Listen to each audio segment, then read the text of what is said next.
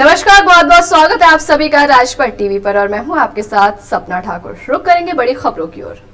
थाना चिनट क्षेत्र में क्राउन मॉल की पार्किंग में दबंगों ने जमकर मारपीट की। मामूली विवाद में आधे दर्जन दबंगों ने कर्मचारी प्रदीप सिंह और विवेक पांडे की जमकर पिटाई की।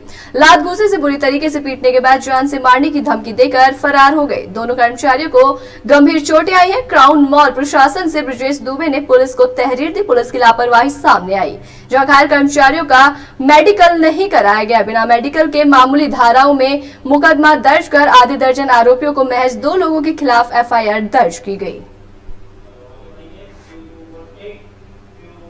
अलीगढ़ के दादो थाना क्षेत्र के गांव हुसैनपुर में बारिश की वजह से दीवार गिरने से उसके नजदीक खेल रहे 6 बच्चे दब गए, जिसमें से 2 बच्चों की मौत हो गई। इन बच्चों की उम्र करीब 8 वर्ष से लेकर 12 वर्ष बताई जा रही है। अन्य घायल बच्चों को जिला अस्पताल भेजा गया, जिनका उपचार चल रहा है। मौके पर पुलिस और प्रशासनिक अधिकारियों ने पहुंचकर मामले की जानकारी ली। 29 जुलाई को दोपहर 3-4 बजे के आसपास थाना दादो क्षेत्र के गांव हुसैनपुर शहजादपुर से सूचना प्राप्त हुई कि गांव में बारिश के कारण नवनिर्मित दीवार ढहने से गांव के 6 बच्चे जो आसपास खेल रहे थे वो दब गए और दबने के कारण 2 बच्चों की मृत्यु हो गई। जो बच्चे खेल रहे थे उनकी उम्र 8 से 12 वर्ष के बीच में है। सूचना मिलते ही पुलिस व प्रशासन के अधिकारी मौका मुआयना करने पहुंचे। मृतक के परिवारजनों के साथ संवेदना प्रकट करके आगे की विधिक कार्रवाई प्रस्तुत की गई है। बाकी बच्चों का इलाज कराया जा रहा है और वो खतरों से बाहर है। मृतक के शव को मोर्चरी पहुंचा दिया गया और पोस्टमार्टम की कार्रवाई की जा रही है। तो अयोध्या जनपद में बड़ा सड़क हादसा हुआ, जहां शुक्रवार शाम गहरवा में मेले में लौट रही ट्रैक्टर ट्रॉली अनियंत्रित होकर विद्युत पोल से टकराकर गड्ढे में पलट गई। ट्रॉली गड्ढे में पलट जाने से 3 लोगों की मौत हो गई है, वहीं 5 लोग गंभीर रूप से घायल हो गए, जिनका अस्पताल में इलाज चल रहा है। हादसे में महिलाएं, बच्चों सहित 28 यात्री घायल बताए जा रहे हैं। ट्रैक्टर ट्रॉली में 30 से 35 यात्री सवार थे। घटना की सूचना मिलने पर पहुंची पुलिस ने सभी घायलों को अस्पताल में इलाज के लिए पहुंचाया।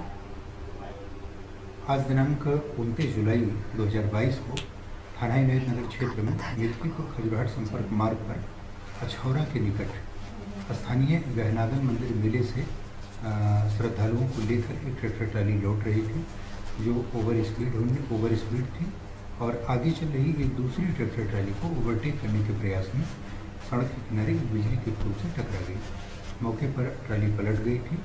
ट्रैक्टर ट्राली में लगभग 30 से 35 लोगों के आसपास सवार थे, जो बगल के ही थाना क्षेत्र जनपद सुल्तानपुर के रहने वाले थे। इस घटना में 3 महिलाओं की मृत्यु हुई है, जिसमें एक की उम्र 52 वर्ष, दूसरे की उम्र 50 वर्ष और तीसरे की 20 वर्ष थी।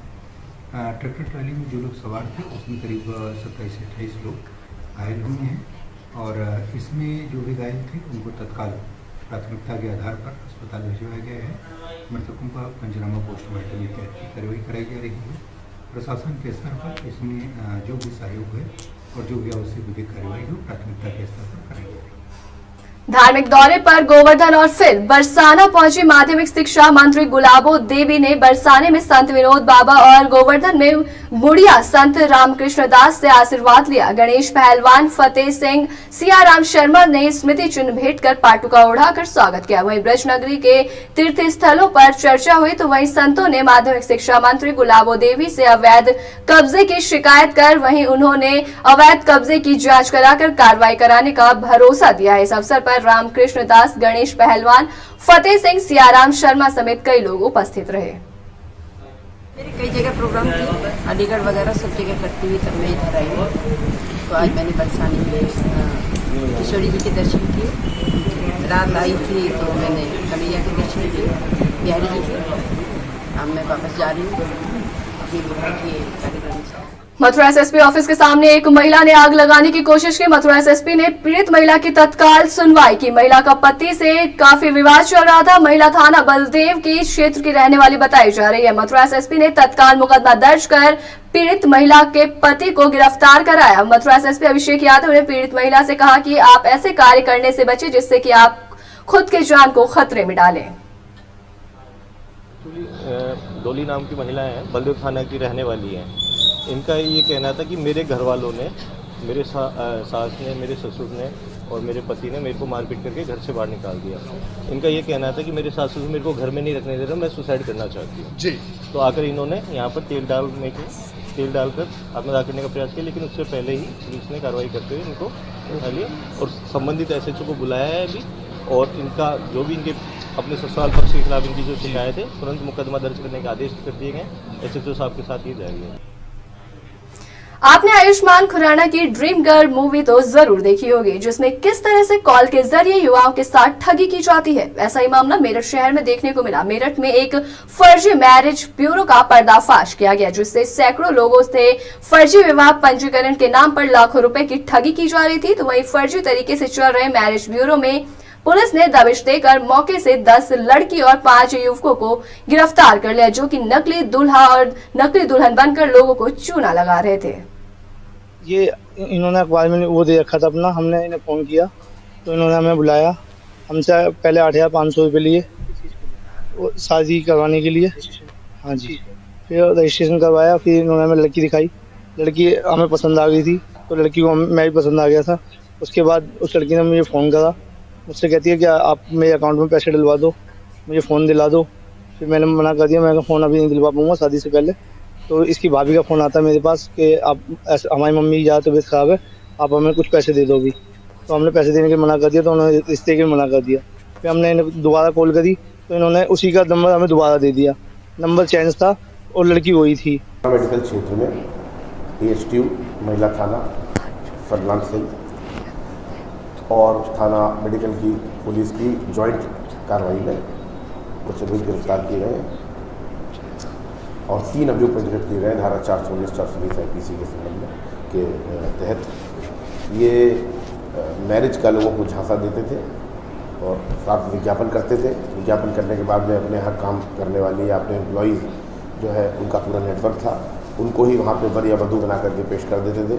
उनके परिवार कुछ लोगों को बताते थे कि उनके परिवार के सदस्य हैं और फिर इनसे रजिस्ट्रेशन के नाम पर मोटी धनराशि और फिर समय समय पर बहुत मोटी धनराशि लेते थे और बाद में उस महिला को जो है गायब कर देते थे, सामने से सीन से हटा देते थे। इस प्रकार से सब लोग मिल करके एक रैकेट चला रहे थे, उसका आज भंडाफोड़ हुआ है। मेरठ में एक अजीबोगरीब मामला देखने को मिला, जहां मेरठ के जाने माने यूरोलॉजिस्ट डॉक्टर के नाम का इस्तेमाल करके किसी मुन्ना भाई डॉक्टर ने एक मरीज का ऑपरेशन कर दिया। मामले का खुलासा जब हुआ जब मरीज असली डॉक्टर के पास पहुंचकर शिकायत करने पहुंचा कि डॉक्टर ने उनका गलत ऑपरेशन कर दिया। मरीज ने आरोप लगाने पर डॉक्टर शरद भी हैरान में पड़ गए। दरअसल मेरठ के जाने माने यूरोलॉजिस्ट डॉक्टर शरद के नाम पर उनके शपथ पत्र पर मोहर और हस्ताक्षर का फर्जीवाड़ा करके किसी मुन्ना भाई डॉक्टर के जरिए गोकुलपुर में बने भूषण अस्पताल में मरीजों का इलाज किया जा रहा था। उसमें डॉक्टर शरद चंद जो हमारे डॉक्टर हैं उनका नाम दिया गया था और उसमें डिस्चार्ज कार्ड में लिखा था डॉक्टर शरद चंद द्वारा ऑपरेशन किया गया, जबकि ऑपरेशन जो है किसी और डॉक्टर ने किया जिसका नाम उस डिस्चार्ज कार्ड में नहीं था। वो जो ऑपरेशन हुआ है वो आयुष्मान जो स्कीम है उसके अनुसार हुआ है और उसमें किसी फर्जी डॉक्टर ने डॉक्टर साहब का नाम देकर और उस ऑपरेशन किया है। उसके बाद उस पेशेंट को कॉम्प्लिकेशन हो गई है, पेशाब की थैली में खून के थक्के भर गए और BP कम हो गया था पेशेंट का, इसलिए उसको फिर हमारे हॉस्पिटल में लाया गया। डॉक्टर शालिनी शर्मा और डॉक्टर शरद चंद ने मिलकर उसको ठीक किया पेशेंट को। पेशेंट अभी स्टेबल है, बट हमारी मांग ये है और डॉक्टर शरद की मांग ये है कि उस किस डॉक्टर ने उनके नाम से ऑपरेशन किया और जो ये फर्जीवाड़ा हो रहा है आयुष्मान में, ऐसा नहीं होना चाहिए। वही खबर शाहजहांपुर से है, जहां NDRF की टीम पहुंची, जहां उसने 10 मंजिल इमारत में मॉक ड्रिल का रिहर्सल किया। साथ ही प्रतीकात्मक भूकंप के संदर्भ में आम लोगों को बताया। ब्रिगेड और स्वास्थ्य विभाग की टीम ने भी मॉक ड्रिल किया। असली भूकंप की तरह लोगों को रेस्क्यू किया गया। थाना रोजा क्षेत्र के स्थित सिटी पार्क कॉलोनी में NDRF की मॉक ड्रिल की गई। जो NDRF के अधिकारियों ने बताया कि यदि कोई आपदा आती है तो शुरुआत में 8 घंटे खोज और बचाव के लिए बहुत महत्वपूर्ण होता है। इसके उपरांत आयोजित गोष्ठी में सभी विभागों के प्रतिनिधियों ने मॉक ड्रिल अभ्यास के विषय में अपने अनुभव और सुधार हेतु आवश्यक अव्यवस्थाओं पर भी विस्तार पूर्वक चर्चा की। ऐसी तमाम बड़ी खबरों से जुड़ने के लिए देखते रहिए राजपट टीवी, सबसे पहले भारत।